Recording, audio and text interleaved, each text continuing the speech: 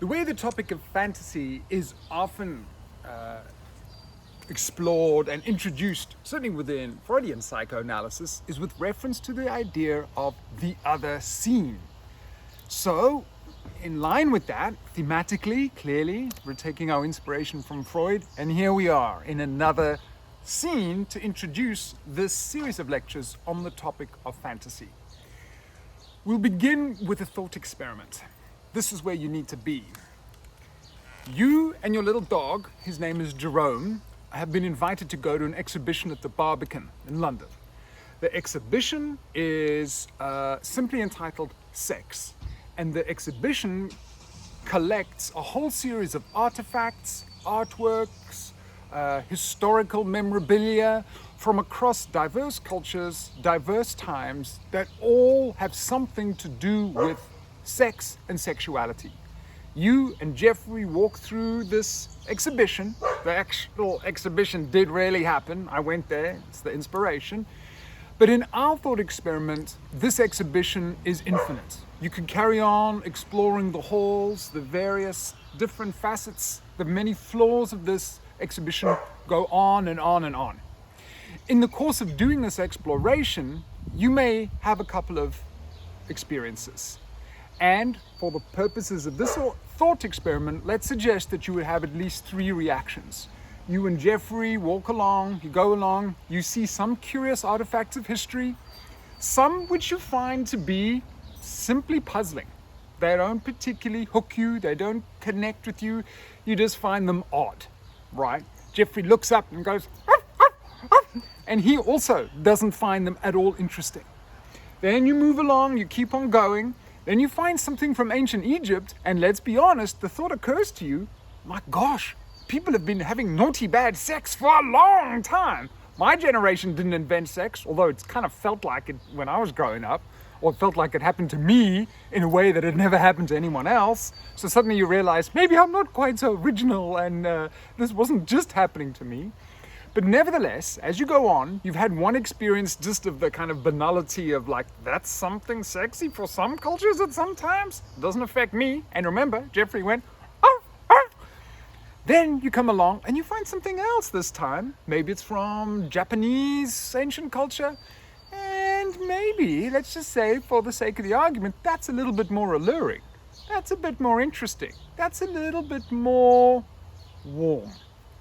You move on, you go onto the 3rd floor, lo and behold, you find something, maybe it's a little bit more contemporary, and it suddenly actually, toxically, traumatically, I remember some of the things that I saw, one of which was an Andy Warhol film of a guy, and he's in a New York alleyway, and you see him and he's like, just this guy's face, and then he suddenly seems a little bit concerned, and he's got all this like funny expressions on his face, and then only does the penny drop later on, you know, that what he's doing or what's happening to him.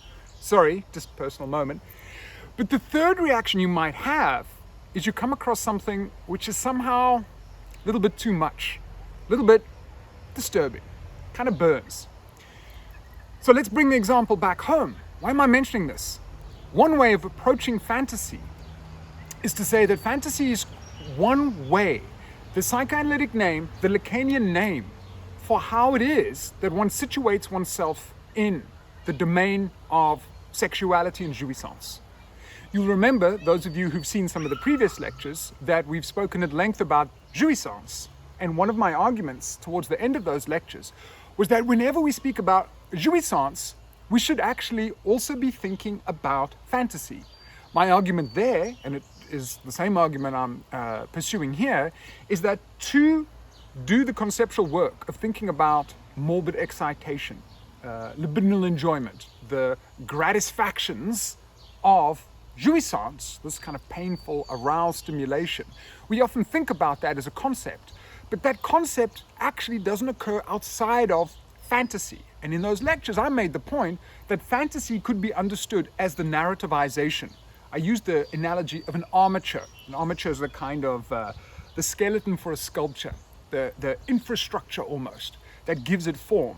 So this is one of our first kind of take-home points, that when we're thinking about fantasy, one way of understanding it is that it is the thing that arranges jouissance, that it gives some narrative cohesion, some kind of plot, if you will, some kind of form to jouissance experiences. And the test for you that stems from that assertion would be to say, do we ever, to what extent is our own personal sexual enjoyment free of fantasy? Maybe in everyday non-psychoanalytic life, we think, well, there's sexuality, this is my sexuality, or the kinds of sexuality I practice. And we would presumably think, well, that's just what it is for me. It doesn't have anything to do with fantasy. But presumably, you could argue, why are some parts of a person particularly attractive, or certain forms of sexuality? If Jeffrey is around, if Jeffrey goes to the museum and looks at things, he's not turned on. He's just like, doesn't make any sense to him. And I mean, again, to be a little bit crude for a moment, I think, couples sometimes have this. Like, if someone had to interrupt in the magic moment when they're having intimate relations, that would be kind of, oh my gosh. But sometimes if the dog, scurries around, it's not ideal, but it doesn't matter because he doesn't have fantasy. So here's the point I'm trying to make. Fantasy is the name for that thing that makes sex make sense to you. If you don't have fantasy, presumably certain things wouldn't be alluring. Certain things wouldn't particularly draw you in, wouldn't be erotic. And by the same token, you also wouldn't be able to make sense of what is otherwise a little bit too much. So back to my exhibition analogy.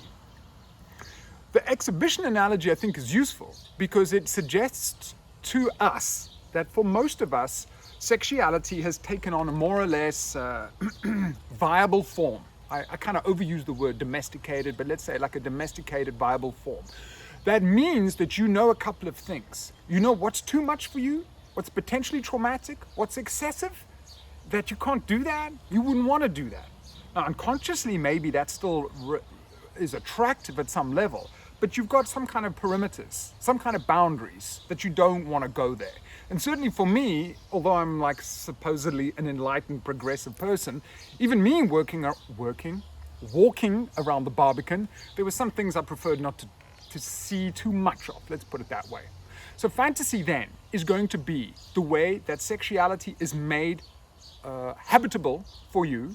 It gives you a kind of sexual script, if we could use those terms, that outlines what is too much, what's excessive, what's traumatic. It also indicates what is, as it were, sexy, erotic, enticing, viable. And we could also use, and the reason I involved Jeffrey in this example, is that presumably there's some other forms of sexual interaction that just don't make sense or that don't really fit within my sexual universe at all. And I make mention of that because I remember years ago, Men Behaving Badly. There's a British sitcom. And Martin Clunes, the actor, is playing a role and he says to his long-standing friend, lover, partner, kind of amorphous relationship, what is sex after all than people just stuffing body parts into one another? So I'm not trying to deny all the traumatic elements that come along with sex, but I'm just also trying to say that if you don't have fantasy, if you don't have fantasy as your kind of, what do you have at the back of a boat? A rudder? To kind of orient yourself within this puzzling, enigmatic realm of sexuality, then you also don't have specific guidelines as to what might be traumatic. So to recapitulate and conclude our little introduction, we've got a bunch of questions that we're going to ask about the concept of fantasy. One of those questions, for me at least, is why are sexual fantasies often so seemingly stereotypical? What's that about? Another question that I have is why in Freudian psychoanalysis the notion of the other scene, this different location, or what seems to be the preponderance of visual metaphors, they're like the tableau, the scene, the place, the visualization of fantasy. What's that about? So those are at least two questions. But to start off with, I think if we think of that museum exhibition analogy and thinking of fantasy as that kind of storyline or location device is perhaps even better. That location device which orients us with regards to what Lacanians might call the real, in other words, that which is unfathomable, that's difficult to domesticate, hard to understand, difficult to process. The real of sexuality, you could say that fantasy is the thing that locates us relative to what might be a viable, actionable, enjoyable, pleasurable form of sexuality, demarcating it from what is traumatic and excessive, and also locating us so that sexuality isn't just nothing. And what I mean by that is that one could do a kind of odd thought experiment, another one, and say, what happens if I do this and the libidinal aspect of your life is completely evaporated? What would that feel like? What would that look like? What if we could extract sexuality in all its diverse forms, which for Freud, of course, means that it's difficult to pinpoint, and it's certainly not reducible to genital heterosexual sexuality? What would that be like? What would that world be like? And that's why I have Jeffrey along with me, because he finds a lot of the stuff in that exhibition isn't particularly problematic for him. He just doesn't care. So to have fantasy and libido extracted from us, what would that be like? Last conundrum on which we'll end this introduction to our series of lectures on fantasy: what is the relationship of fantasy to reality?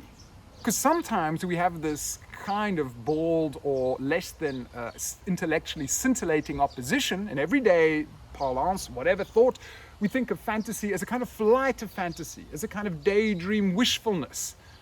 Now that's not completely inaccurate, but sometimes when we're thinking about ideologies, and particularly when we want to start thinking about ideologies that we distance ourselves from, we think of them as kind of fantasies, like that person is disconnected from reality. But the proper Lacanian and Freudian approach to fantasy wants to suggest that fantasy is not simply the opposition to reality, the imaginary, wishful stuff that is opposed to the concrete, objective stuff of actual reality.